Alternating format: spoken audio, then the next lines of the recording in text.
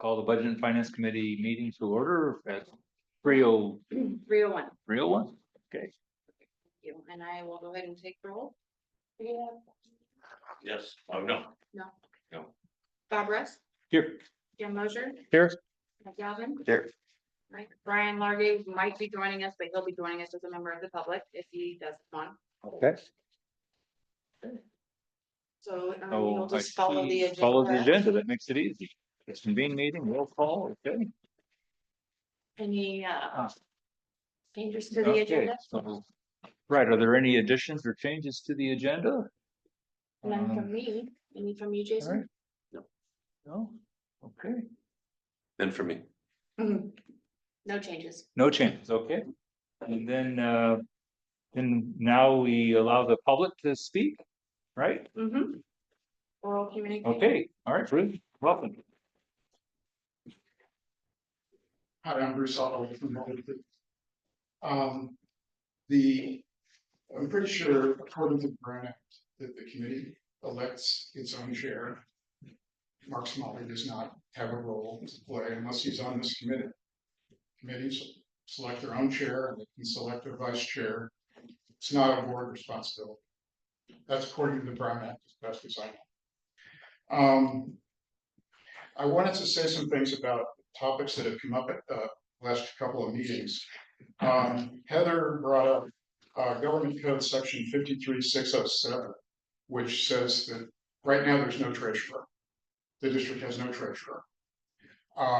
But the board, so since the district has no treasurer, the board has the authority to invest district funds.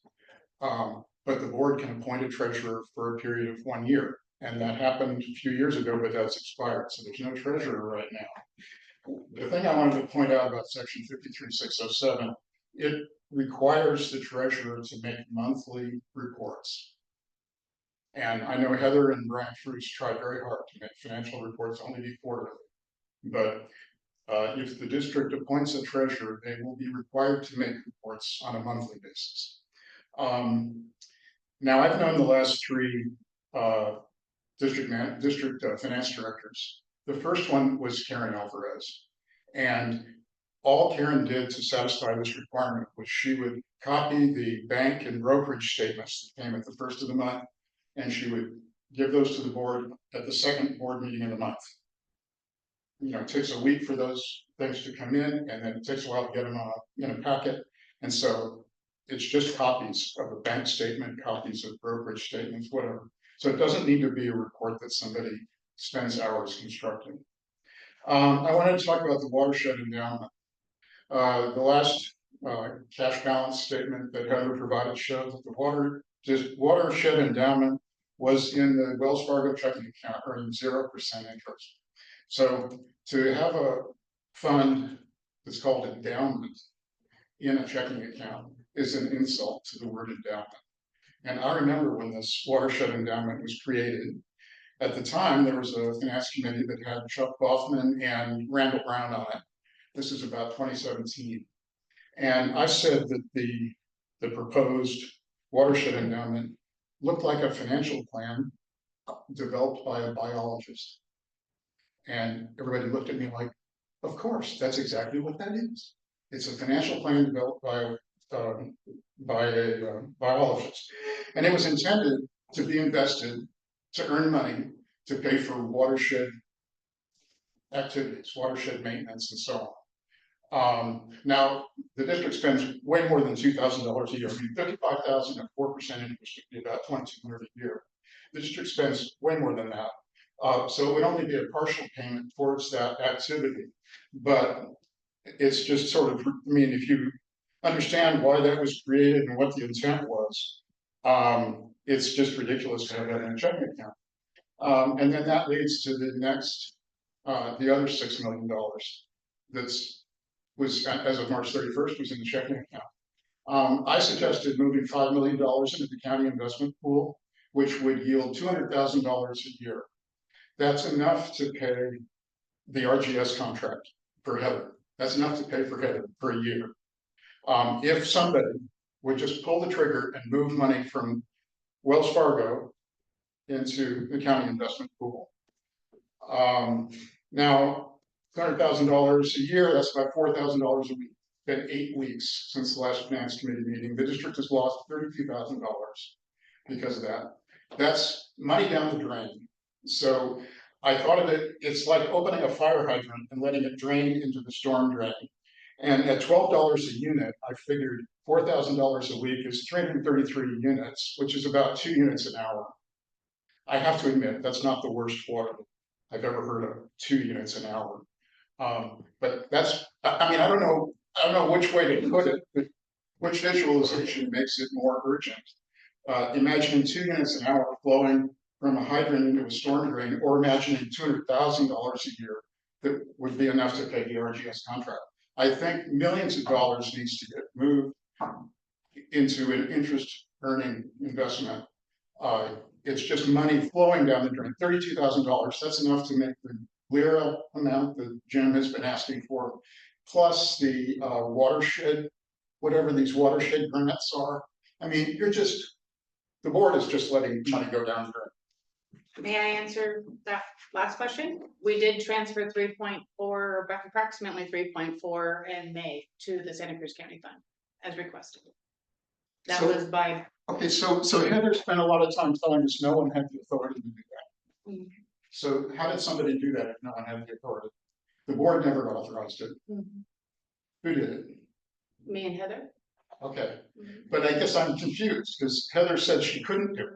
That's what she told us. She said she couldn't do it. It threatened her CalPERS retirement, she said, if she began acting as the treasurer. I don't know, she's online. Heather, are you there? Anyway, Yeah. I think if the Yes, treasurer, I am here. if there were a treasurer and they were making monthly reports, then I would probably have seen it in the packet and I would know that millions of dollars got moved already. So I think there should be more regular reports to the board so people know where the money's being invested.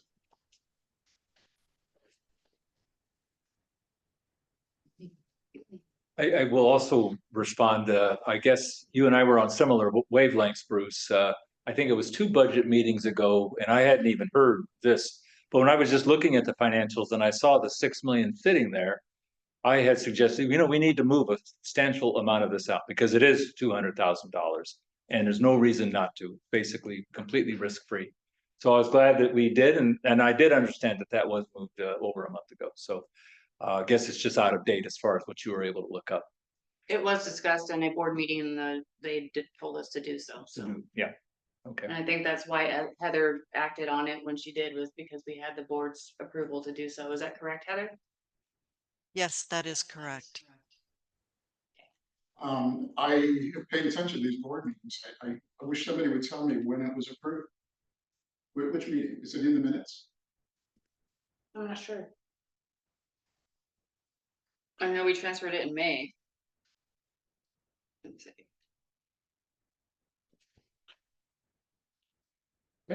Well, yeah, all right. There's no more, no one online? No, okay. All right, any new business? Any new business for, the public? No, you've mentioned a few items already here, Bruce, kind of both oral and new business. Okay, if there's nothing else that's new, then we're moving on to discussing the water bill adjustment policy. All right, and it looks like, I'll take that presentation. Thank you. all right, Heather, great. Good afternoon, committee. Heather Ipoletti. I am the finance consultant to the district, senior advisor with Regional Government Services. The staff's recommendation to the committee this afternoon is to recommend to the board of directors adoption of the revised water bill adjustment policy. The policy was last updated with the adoption of the rules and regulations on February 6th, 2016. Procedures for addressing water bill adjustments have evolved to the point where the rules and regulations, specifically section 10.4 and the operating procedures documented on the district's website, are no longer in agreement. Staff is proposing revisions to the rules and regulations section 10.4, now to be referred to as the water bill adjustment policy, to bring the policy in line with operating procedures. The significant differences are the current policy does not specify a time restriction on when to apply for the credit, where the current operating procedures specifies within 90 days from the due date printed on the customer's bill. The current policy only allows for an adjustment one time per customer account, where the current operating procedures allows for an adjustment one time per customer account within a 5-year period. The current policy only allows the adjustment to span one billing cycle, where the current operating procedures allows the adjustment to span for 2 billing cycles. The current policy calculates the credit based on an unclear formula, where current operating procedures calculates the credit using a more comprehensible method. The current policy allows for a 24-month repayment plan, where the current operating procedures only allow for a 12-month repayment plan. Revising the policy as proposed will provide clarity and efficiencies, as well as bring the operating procedures and the board adopted policy in alignment. That concludes my presentation.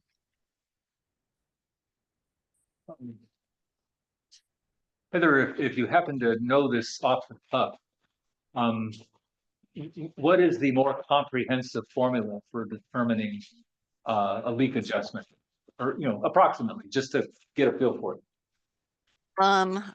It is actually in the staff report, or excuse me, in the attachments. I'm looking for it specifically now. I want to say may cover up to 2 consecutive billing cycles, applying a 50% credit on the usage exceeding the average monthly consumption from the 12 months prior to the leak. And I'll say that the formula in the board policy in the regulations was not something that I could even understand how to even apply. So that's why I said it was unclear. I was kind with those words. Thank you. All right. Let's open this up for discussion. Mike, any thoughts? Yeah, I mean, completely agree. We should align policy and procedures. I think that's obvious. Sounds like the policy is out of date. The procedures are more modernized from what I hear. So I'm in favor of it, Jenna.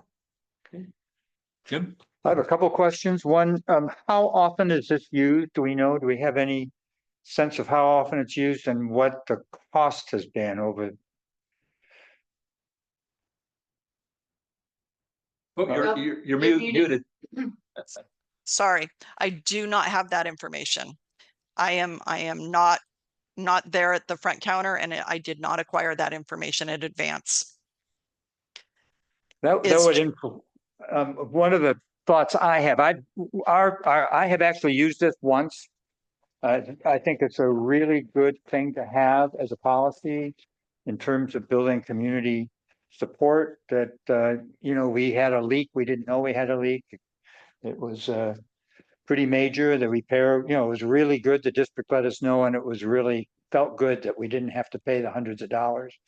That I wanted to know how much it cost, because I think it would be I think it would be good if we could give people 2 shots at it over a 5-year period instead of just one.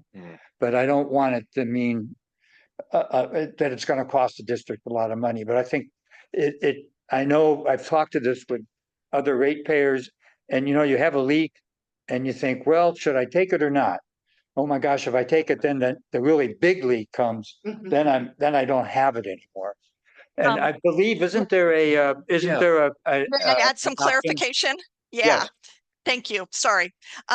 While the current policy allows for an adjustment of one time per customer account, where the current policy allows for an adjustment one time per customer account within a 5-year period, the current operating procedures also allow for an additional adjustment if a larger leak is found within that 5-year period. Okay. So what you'll do is you'll get credit for the larger leak, less the amount that you were Oh, I already, see. the credit you were already paid. And So that's in our proposed, it is, okay, great. that okay. is not, I just did not read that in the, That's in right. the When I read it, I presentation. saw that and I forgot. Okay. Yep. I think that's all I have. I'm in support. Okay. One more question from my end. Do we know how the discrepancy between the policy and procedures like happened at what time? I don't, It was actually me, it was my fault. Oh, You're falling on the sword. I am. I was in charge of helping with the leak adjustments when they would come in, which so far I've been here for 15 months. I've seen maybe a handful of them. mhm. But what I had noticed on the form that the customer was required to fill out for the leak adjustment, it didn't match the policy. So I started asking questions of Chelsea and customer service and trying to figure out what happened. And what ultimately happened is the process got updated year after year, but the policy never got updated to match the procedure. So that's. Well, you don't need to fall on your sword then because you've only been here 15 months. Yeah. Yeah. So I'm good with it, so. Okay. Anyway. It was me. And you have brought it to the board now, to us and Yes. onto the board now. It'll so- go to the board yeah. next, yeah. Okay. It's coincidental and amazing to me. I actually had to use it in January of just this year. Oh, did you? Yeah, because during the windstorms, I had a big branch fall and take out in a kind of a hidden part of my property, Mhm. water faucet. Oh, And I nice. didn't know it was leaking like crazy Oh, for man. several days, and the bill was an extra $400. Yeah. Yeah. Yeah, and I was very grateful that I could at least get half of that back. Like, Yeah. okay, Yeah. Mhm. so, yeah, no, I thought it was very, very nice that there was at least a mechanism for it, for something that you didn't cause, you know, Right. it's like, okay. Yeah, Yeah. yeah, stuff happened. Yeah, so I'm also in agreement. I think it's great to get it aligned. Yeah. And I would suggest when we bring it to the board that it include what the cost has been, if we can, it seems like that Yeah. should be fairly easy. Yeah, How many I- times it's been used We can and ask how about much that. money would cost. We just requested that from staff. Okay. All right. Well, if there's no more discussion, maybe have any public, Bruce, do you have any, you're good? Okay, Jason, any I don't have any thoughts? Okay. In that case, I guess so entertain someone to make a motion. Do we need a motion on this? Yeah, I mean, it's recommended you make a possible recommendation to Okay. take this. So I move that we make a recommendation to the board that the proposed policy changes as outlined in the staff report be adopted. Okay. We have I'll second that. Okay. And all in favor? Aye. Okay. Okay, we got Great. it. All right, motion passes. Thank you. Are all these decisions that easy? No. No. No. You got Since I felt my force for this one, I'm glad it was me. Yeah, okay, right, that's true. Okay, So the only other thing we have is there's no unfinished business. And then the next one is committee comments. This is the one we had added just for if there's any general comments or anything you'd like to see on a future agenda. I thought Boy. we were gonna discuss the reserve policy. Wasn't that supposed to come back to the Budget and Finance Committee? Yep, Thought she was it planning was. on bringing that back in August. Oh, was it August? Yeah, Okay, yeah, she left already. Okay, But oh, yeah. she did, okay. okay, Yeah, August is the- that was a biggie. yeah. Yeah, And And I think in line with what both Bob and Bruce said, that we should look again at the investment policy. Look at where the money's been invested, just to see whether we can't move more money. yeah, I know she's Into planning those to bring that accounts. to the board. So we should, I think that would be a good thing for us to discuss some more. agreed. Because that was something that the committee was in total alignment with what Bruce said, that this was something we really wanted to get going. And I think it would be good to have a treasurer appointed. Yeah, I agree. And especially for an account that's truly an endowment, we're not gonna be going into principal. I assume that's the point of this account. You can only live on the income, or is it can actually be whittled away? Do you know, Bruce?